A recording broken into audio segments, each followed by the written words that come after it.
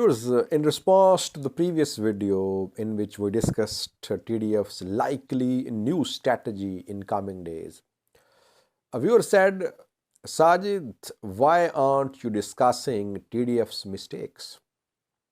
Where did TDF go wrong? Why is that it is retreating from all its gains in Amhara in Afar regions? Where did it go wrong? Did it make any mistakes? Yes, I'll respond to this question, this comment. I'm not afraid of speaking on any topic, whether it's in support of Tigray or against Tigray. We discuss things objectively. Before that, a clarification, viewers. In the previous video, the military strategy which I mentioned was adopted in 1978. I made a mistake. I said it was in 1987. No, the correct year is 1978. Now, did Tigray Defense Force make any major mistake due to which now we are seeing this large scale withdrawal from its 4 months gains, territorial gains of Afar and Amhara regions? Yes, one major mistake, I think, only one. I think this is the one major mistake they made. Before discussing this major mistake, let me make another point. TDF has suffered losses in terms of human loss. Their fighters have been killed in large numbers in Amhara, in Afar. When TDF tried to take control of Dasi, Kambolcha, Shefra, Bati, Gashina, Lalibela, obviously large number of their fighters was killed. So all their fighters who have been killed, it's their loss. That despite so many of their fighters having been killed, they could not hold on to their gains. On the other hand, they did not lose much in terms of military equipment. TDF did not have lots of heavy weapons when it was in Tambian.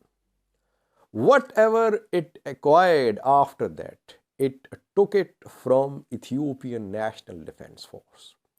All tanks, APCs,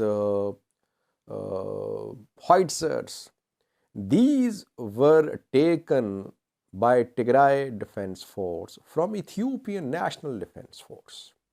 So some of them have been destroyed. Not a large number of TDF's heavy weaponry, its armored, its APCs have been destroyed. We have seen a few only. A few APCs, I think 3 or 4 tanks and a few howitzers. So it's not that TDF has suffered huge losses in terms of their weapons, no, especially the heavy weapons. Their main loss is human loss, that they have lost thousands of their fighters for this campaign, which is ending without any gains. Thirdly,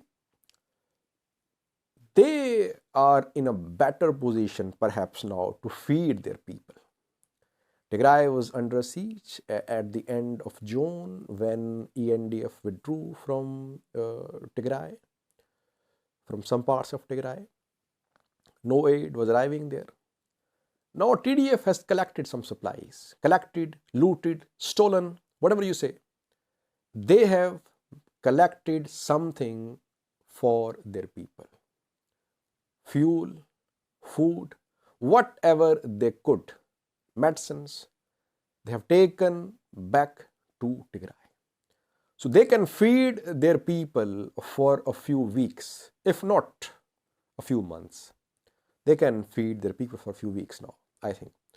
So in terms of these uh, gains of supplies, it wasn't a failure. And they were looking for supplies. They were looking for food for their people because no food was arriving in Tigray. Their main loss again is their human loss. They have lost their thousands of fighters, and they could face a backlash from the people of Tigray as well, who have lost their brothers, their sons, their fathers. How will they respond to this retreat? That's also a question. Now, coming back to the main topic of today's video, what was TDF's major mistake?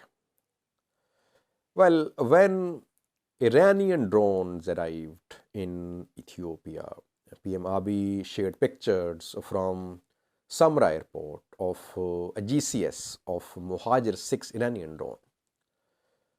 After that, we saw some tweets. Geta Choreda called these tweets as Abiy's toys. He was calling it Abiy's toys. They underestimated these drones. Till then, TB2s, Winglongs had not arrived in Ethiopia. That was the time to mobilize international community against Ethiopian government's efforts of purchasing drones. That was the time to contact Turkey, the UAE, to stop them from selling drones to Ethiopian government. But they, Tigray leadership, it underestimated these modern drones, which when arrived, they changed the battlefield. And then we saw protests from TPLF leadership, from Geta Choreda. He accused the UAE, Turkey of arming, but then it was too late. Drones were already there on the ground and they had started their operations.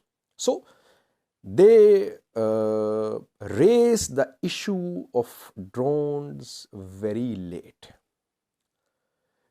International media also covered this development very late, viewers. I mean, for the last 2 months, I think we have been updating you about cargo flights, suspicious cargo flights between the UAE and Ethiopia, Turkey and Ethiopia, that the two countries were transporting weapons to Ethiopia. But we saw first major story by Al Jazeera just a few days ago, just a few days before TDF's large-scale withdrawal.